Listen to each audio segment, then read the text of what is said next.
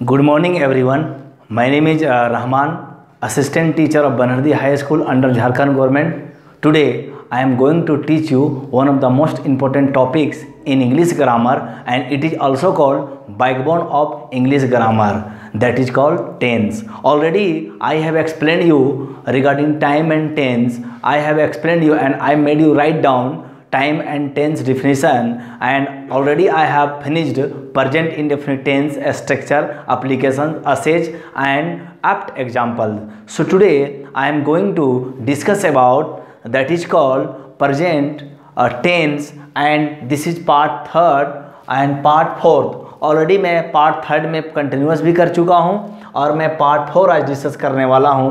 Before discussing I would like to emphasize on this channel that is called e-commerce zone. Kindly आप e-commerce zone को like करें. ये हमारा e-commerce zone है, इसको लाइक करें, सब्सक्राइब करें, कमेंट करें और शेयर करें, और जो भी समस्या है नीचे कमेंट बॉक्स पर लिखें, क्योंकि मैं एक सीरीज चला रहा हूँ फ्री ऑफ कॉस्ट, जिसमें कोई पैसा नहीं लगेगा और क्वालिटी एजुकेशन मिलेगा. मैं जितना भी यहाँ पर लिखता हूँ, मेरा 10 से 15 साल का टीचिंग अनुभव रहा है, उसके आधार पर मैं लिखता हूँ. कोई भी एक वर्ड बहुत ध्यान से मैं लिखता हूँ, तो उम्मीद करता हूँ आपको ये पसंद आएगा. ये उन लोगों के लिए है जो कॉलेज में है, स्कूल में है, स्पोकन करना चाहते हैं, कंपटीशन की तैयारी करना चाहते हैं, सभी लोग के लिए है, क्योंकि मैं सभी वर्गों को ध्यान में रख कर ये वीडियो बनाता हूँ. सुनाओ, आप ज़्यादा बात ना करते हुए आप आते हैं सब्जेक्ट मैटर पर. Topic already it is written over here, present perfect tense. आप जानते होंगे माय डियर लर्नर्स, परफेक्ट का मतलब होता है 100%, यानी 100%. तो इसका जो इंग्लिश आइडेंटिफिकेशन है, ये हम ऐसे बोल सकते हैं इंग्लिश में, an action is when an action is completely finished और कम्प्लीटली कम्प्लीटेड. जब कोई एक्शन पूरी तरह से मुकम्मल हो जाती है, तब उसको हम प्रेजेंट परफेक्ट टेंस बोलते हैं.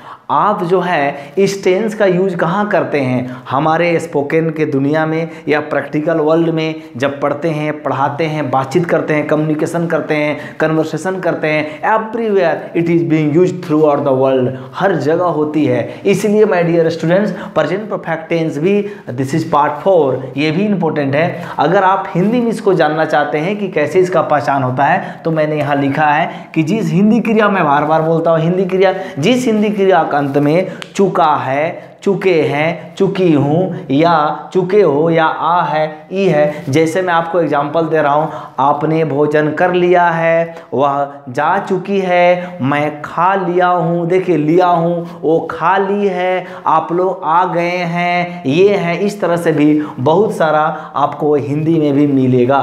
अब मैं जैसे आपको बता रहा हूँ कि मेरा पढ़ाने का थोड़ा सा अलग नज़रिया अलग है, तमाम प्रकार के अनुभव के साथ मैं बता रहा हूँ, क्योंकि ये एक से लेके जो 6 स्ट्रक्चर है, ये भी स्ट्रक्चर बहुत मायने रखते हैं. अगर आप इसको जानेंगे तो पहला कॉमन एरर, यानी एरर डिटेक्शन से क्वेश्चन अगर पूछेगा कि क्या ये सेंटेंस गलत लिखे हैं या सही, आप इसके आधार पर बता सकते हैं it is whether it is correct और वेदर इट इज रॉन्ग. सो आप यहाँ पर पहला मैंने बोला है सब्जेक्ट प्लस हैज़ या have plus V3 plus object. तो एक क्वेश्चन होता है कि हैज़ या हैव कहाँ लगेगा. मैं यहाँ लिख देता हूँ, हैज़ कहाँ लगेगा, ही के साथ लगेगा, और सी के साथ लगेगा, इट के साथ लगेगा, कोई एक सिंगुलर नाउन के साथ हैज़ लगेगा. जबकि हैव कहाँ लगेगा, आई के साथ लगेगा, वी के साथ लगेगा, दे के साथ लगेगा, और बॉयज यानी प्लूरल नाउन के साथ लगेगा, ये हैव. तो हैज़ या हैव कहाँ लगेगा, ये भी मैंने आपको बता दिया. अब आइए देखते हैं, हैज़ या have plus subject plus V3 plus object, ये आपका सेकंड में बता चुका हूँ, थर्ड ये मैं बता रहा हूँ. फोर्थ में हैज़ या have plus subject plus not plus V3 plus object. My dear students, now next fifth number, ये मैं आपको बता चुका हूँ कि WH प्लस या तो आप 3 को पूरा लिख देंगे, और 6 में WH प्लस या तो 4 को पूरा लिख देंगे, या तो इसको 4 लिखेंगे, या तो इसको एक बार फिर से कॉपी डाउन कर देंगे. ओके, नाउ नेक्स्ट, इसको अगर बोलेंगे इंग्लिश में, an action is completely finished 100%. पूरे 12 टेंस में ये एक ऐसा टेंस है जिससे पता चलता है कि कोई काम 100% पूरा हो गया है। याद रखिएगा, keep one thing in your mind. अब देखिए, ये जो मैं बताने जा रहा हूँ ये उन लोगों के लिए जो बहुत हेल्पफुल होगा जो कंपटीशंस के एग्जाम देते हैं और एरर डिटेक्शन में बहुत ज़्यादा हेल्प करता है। या फिर आपका कोई सेंटेंस रहेगा, जंबल सेंटेंस में भी अगर उसमें कोई गलत लिखा रहेगा या पैराफ्रेजेज वगैरह रहेगा तो उसमें हेल्प करेगा। जैसे इस टेंस में क्या है, ये कीवर्ड है या ये नोट वर्ड है, इसको हम कीवर्ड्स बोलेंगे, कीवर्ड्स। और ये आपके कीवर्ड्स हैं, कौन कौन कीवर्ड्स हैं आप देख लेंगे। कीवर्ड्स कौन कौन है, देखिए एवर का मतलब कभी हिंदी में, अगर नेवर का माने कभी नहीं, ऑलवेज का मतलब हमेशा, ओकेजनली का माने कभी कभी। ये कोई भी सेंटेंस में रहेगा तो आपको आंख मूंद करके ब्लाइंडली प्रेजेंट परफेक्ट टेंस में टिक लगा देना है या प्रेजेंट परफेक्ट टेंस के अनुसार बोलना है इसको यूज करके, या आपको बोलना है कि ये sir this sentence belongs to present perfect tense. Now next में ऑफन का माने प्रायः, सेवरल टाइम्स का माने अनेक बार, और ऑलरेडी का माने पहले से ही या पहले, और येट का माने अब तक या अभी तक, और जस्ट का माने तुरंत। ये बहुत इंपॉर्टेंट है, ये स्टार है। ओके, नाउ नेक्स्ट में लेटली के माने हाल में, रिसेंटली के माने हाल में, सो फार का माने अब तक या जहाँ तक, सो फार जहाँ तक मेरा नॉलेज है, सो फार इस तरह से अप टू नाउ माने अभी तक, ये आपका है। सो दीज आर एडवर्ब्स या एडवर्बियल्स। आप जानते होंगे ये जितना भी मैंने लिखा, यानी यहाँ से 1 2 3 4 5 6 7 8 9 10 11 12 13 14, ये मैंने जो 14 लिखा है ये सभी या तो एडवर्ब्स है या तो इसको एडवर्बियल्स बोलते हैं। एडवर्ब्स आपको मैं बता चुका हूँ बहुत तरह के होते हैं, जिसे 8-9 प्रकार के होते हैं, उसमें ये सब जो है एडवर्ब जो है, एडवर्ब ऑफ टाइम है, एडवर्ब कहीं पर जो है माइनर है, इस तरह का यहाँ पर आपको दिखाया गया है। ओके, नाउ नेक्स्ट में इसका जो सबसे इम्पोर्टेंट पार्ट है मैं आपको बताता हूँ बार बार, असेज या एप्लीकेशंस यानी इसका अनुप्रयोग या प्रयोग इसका कहाँ होता है, तो मैं आपको बता रहा हूँ ऐसे कार्य जो भूतकाल में हुआ हो, ऐसे कार्य जो भूतकाल में हुआ हो। भूतकाल का मतलब क्या होता है, पास्ट टेंस में हुआ हो, यहाँ पर मतलब पास्ट टेंस में हुआ हो, पास्ट टेंस में हुआ हो, और हाल में हुआ हो, जैसे रिसेंटली नज़दीक में या अभी अभी कुछ देर पहले या कुछ दिन पहले या कुछ मतलब कुछ दिन पहले या कुछ घंटे पहले कुछ सेकंड पहले, तो वैसी स्थिति में भी हम प्रेजेंट परफेक्ट टेंस का यानी इस टेंस का यूज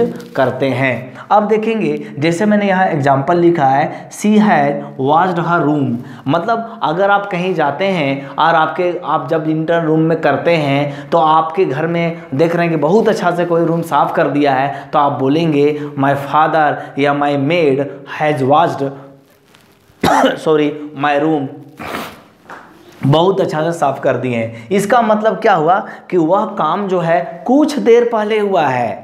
इसका मतलब कुछ देर पहले तो पास्ट में हुआ, लेकिन याद रखिएगा ये कुछ देर पहले या अभी अभी या नज़दीक में या पहले या कुछ दिन पहले या हाल में, यही इसका है। लेकिन होता तो काम पास्ट टेंस में है, लेकिन उसको हम प्रेजेंट परफेक्ट टेंस में भी जोड़ते हैं। जैसे आपको मैं बता रहा हूँ, आप मान लीजिए कहीं स्कूल जाते हैं और आपके एचएम आ जाते हैं, तो आप क्या बोलते हैं, हमारे एचएम आ चुके हैं।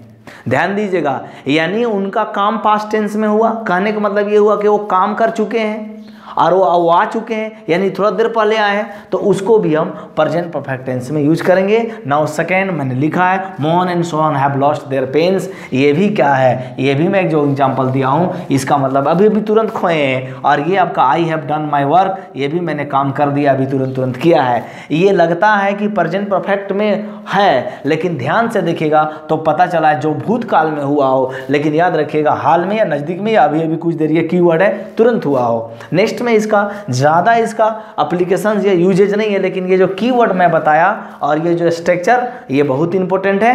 अब देखिए क्या है, ऐसा कार्य जो पास्ट टेंस में हुआ हो, आरंभ हुआ, याद रखिएगा आरंभ हुआ हो और अभी वो जारी हो। जैसे मैं आपको बता रहा हूँ, मान लीजिए आपका दोस्त एक सोहन है और सोहन जो है पटना में 10 साल से रह रहा है। इसका मतलब ये हुआ रहने का काम वो पिछले 10 साल से कर चुका है और अभी भी हो रहा है।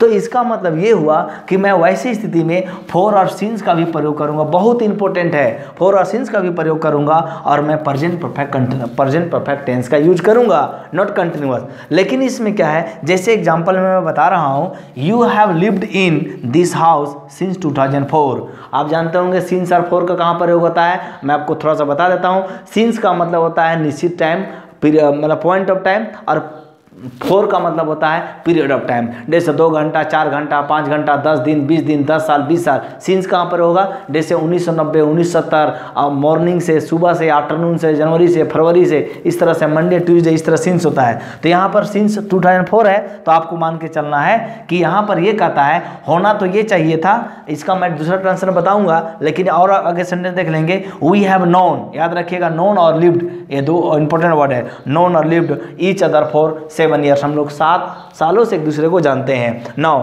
He has been ill since Monday, ध्यान दीजिएगा, यहाँ पर बीन जो है बी का वर्ब 3 है, he has been ill since Monday, वो मंडे से क्या है, बुखार है। नोट, ये बहुत इंपॉर्टेंट है माय डियर स्टूडेंट, बोलता है प्रेजेंट परफेक्ट कंटिन्यूअस टेंस का भी ऐसी स्थिति में प्रयोग किया जा सकता है।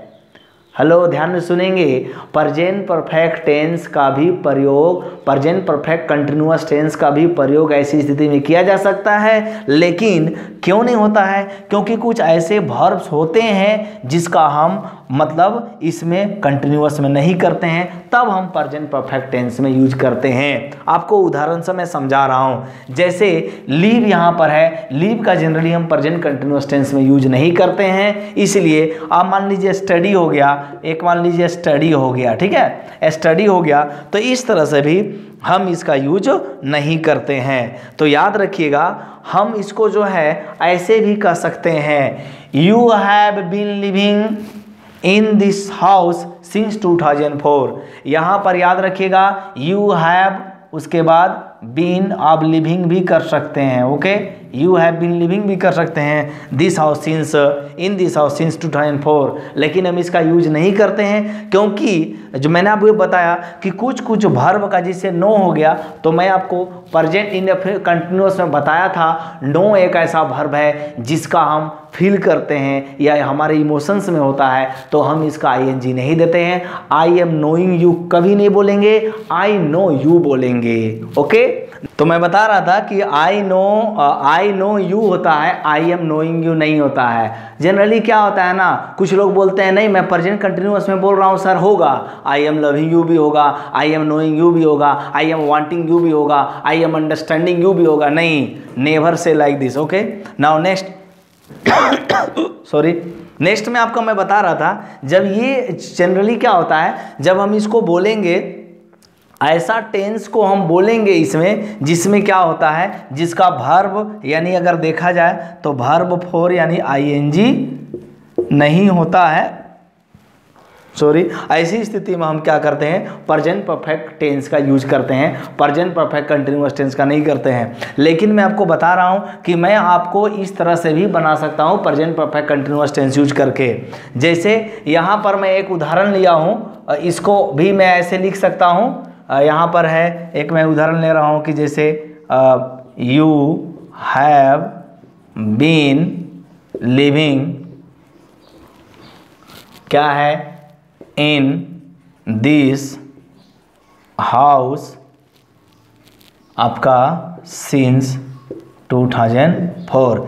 याद रखिएगा, मैं ऐसे भी लिख सकता हूँ, ये भी सही होगा। लेकिन चूंकि मैं, या फिर यहाँ मान लीजिए आप कर सकते हैं, you have been studying in this school, या you have been studying in this room, क्या हो सकता है, फॉर 2 आवर्स, ऐसे भी मैं कर सकता हूँ। लेकिन जनरली स्टडी हो गया, फिर नोइंग हो गया, या we have been knowing each other for 10 years, ऐसे भी बोल सकते हैं। लेकिन जनरल वे में नहीं होता है, इसलिए ऐसे नो हो गया या स्टडी हो गया, लिव, इस तरह का हम सेंटेंस को जनरली, या मान लीजिए यहाँ पर जो लिखा गया ही हैज बीन इल, तो हम जनरली ऐसे नहीं करते हैं, हम इसको प्रेजेंट परफेक्ट टेंस से बनाते हैं, ना कि प्रेजेंट परफेक्ट कंटिन्यूअस टेंस से बनाते हैं। अब जो मैं आपको बता रहा हूँ, ये देखिए, ये सबसे ज़्यादा इंपॉर्टेंट है, VVI इसको बोलिए, वेरी वेरी इंपॉर्टेंट इंपॉर्टेंट, ये 2-3 स्ट्रक्चर है जो बहुत इंपॉर्टेंट है कंपटीशन के लिहाज से। One who is preparing for the competition exam और competitive examination, for those students these structure and these that means tricks are very useful, बहुत ज़्यादा यूजफुल है। जैसे यहाँ पर माय डियर स्टूडेंट ध्यान दीजिएगा, इट इज लगा रहेगा, उसके बाद एडजेक्टिव का मतलब थर्ड फॉर यानी सुपरलेटिव डिग्री लगा रहेगा, प्लस हैज और हैव प्लस V3 रहेगा। तो कॉमन एरर में भी आ सकता है, बहुत ज़्यादा कॉमन एरर में इससे क्वेश्चन पूछता है। ध्यान दीजिएगा, जैसे मैंने बोला कि यहाँ पर एक मैं एग्जाम्पल दिया हूँ, इट इज द, यहाँ पर बेस्ट हो गया आपका एडजेक्टिव का, गुड बेटर बेस्ट होता है, और उसके बाद वे दैट यू हैव डन। अगर इस तरह से सेंटेंस रहेगा तो ये सही माना जाएगा, और अगर थोड़ा सा भी गलत रहेगा तो ये गलत हो जाएगा। और सेंटेंस करेक्शन में ये क्वेश्चन बहुत ज़्यादा पूछेगा। तो याद रखिएगा, keep one thing in your mind while you are going to attempt such type of questions, you have to be more cautious. आपको ज़्यादा कॉशस रहने की ज़रूरत है, otherwise you will get less marks, आपको कम नंबर आएंगे and you will not able to crack any or as any competitive examination.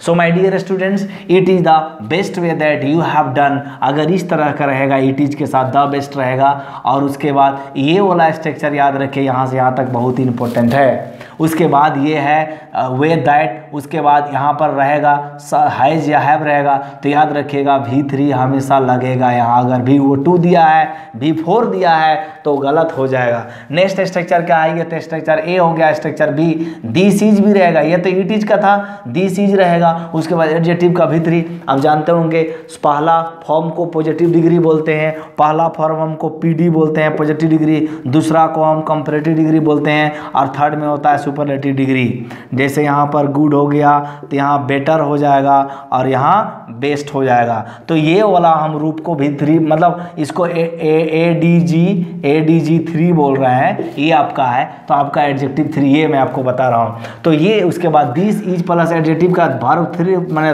Third form रहेगा, प्लस हैज या हैव रहेगा, तो उसके बाद V3 लगा रहेगा। ओके, नाउ ये एग्जांपल मैं दिया हूँ, this is the simplest that he has achieved. ये बहुत आसान है कि उसने अचीव किया, कुछ प्राप्त किया, वो जो भी है। नाउ नेक्स्ट में ये C नंबर याद रखिएगा, C नंबर में it is ordinal, it is plus ordinal number. Okay, it is plus ordinal number plus has या हैव प्लस V3, ये बहुत ज़्यादा इंपॉर्टेंट है, स्टार लगा दीजिए इसमें।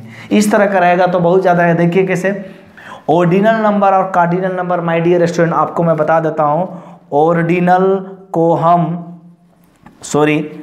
ORDINL ऑर्डिनल, और एक होता है CARDINL कार्डिनल। याद रखिएगा, इसको हम रैंक भी बोलते हैं, अब मान लीजिए मैंने कहा फर्स्ट, मैंने कहा सेकेंड, मैंने कहा थर्ड, ये ऑर्डिनल में आ जाएगा, मैंने रैंक है ये। और फिर मैंने कार्डिनल कहा 1 2 3 4 और 5, ये 6 से जो भी है आपका, ये मतलब ये इंडिपेंडेंट नंबर होता है, ये डिपेंडेंट नंबर होता है। ओके, नाउ तो आपको मैं बता रहा हूँ ये ऑर्डिनल नंबर रहेगा, उसके बाद हैज या हैव रहेगा प्लस V3 रहेगा। जैसे देखिए this is the first time, याद रखिएगा this is the first time that I have been to India, मैं भारत गया था या मैं गई थी, याद रखिएगा। नेक्स्ट में क्या है, इट इज द सेकेंड, याद रखिएगा ये सेकेंड, फर्स्ट क्या है, it is the second, it के साथ भी लगेगा, दिस के साथ भी, इट इज द सेकेंड बस that has left for Ranchi, ये सेकेंड बस है जो रांची के लिए जा चुकी है, रांची के लिए छोड़ चुकी है, मतलब जा रही है, ठीक है ना। इस तरह से मतलब जा चुकी है या छोड़ चुकी है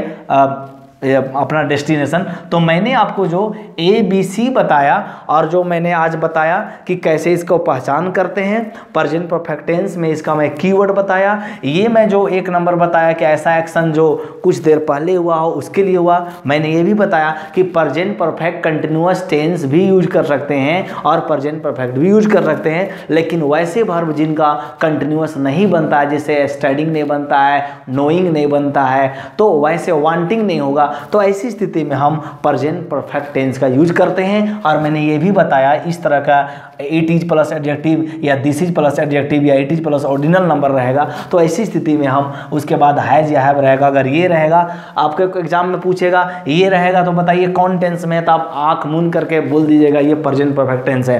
तो इस उम्मीद के साथ कि आपको बहुत अच्छा समझ में आया होगा, आप मुझे यकीन है कि आप मेरा चैनल यानी ई कॉमर्स जोन को लाइक करेंगे और सब्सक्राइब करेंगे और ज़्यादा से ज़्यादा देखिए ये हमारा ई कॉमर्स जोन है, इसमें आपके कॉमर्स के ये ई कॉमर्स जोन आपको कॉमर्स भी यहाँ मिलेगा, आपको इंग्लिश भी मिलेगा और आपको क्या मिलेगा, मैथ बिजनेस मैथमेटिक्स भी मिलेगा जो हमारे सर पढ़ाते हैं, मैडम पढ़ाती है, मैं पढ़ाता हूँ। तो इस उम्मीद के साथ it is last but not the least, मैं आपको एक अंत में एक कोटेशन बोलना चाहता हूँ जो मेरा फेवरेट है। वो कोटेशन क्या है, ध्यान से सुनिएगा, ये बहुत आपको जीवन में काम देगा। The woods are lovely dark and deep but I have promises to keep and miles to before I sleep and miles to before I sleep. इसका हिंदी अनुवाद हरिवंश राय बच्चन ने किया है। गहन सघन मनमोहन वन तक मुझको आज बुलाते हैं, किंतु किए जो वादे मुझे याद आते हैं। अभी आराम कहाँ बदा, यह मुकुल मंत्र छलना है, अभी तो मुझको मीलों दूर चलना है। Thank you very much my dear learners, students, keep learning और आप बढ़ेंगे, भारत बढ़ेगा, पूरा दुनिया बढ़ेगा, यही मेरी कामना है। मैं चाहता हूं कि उन बच्चों को ये वीडियो ज़रूर पहुंचे, उन गार्जियन को, उन टीचर को ये ज़रूर पहुंचे। ये मैं डिटेल में पढ़ा रहा हूं, एकदम ज़बरदस्त, कोई भी चीज़ मैं कोशिश नहीं कर रहा छोड़ रहा हूं। उसके बाद मैं अंत में एक्सरसाइज भी दूंगा और बनाऊंगा भी। तो उम्मीद के साथ कि आपका दिन अच्छा हो। Thank you very much.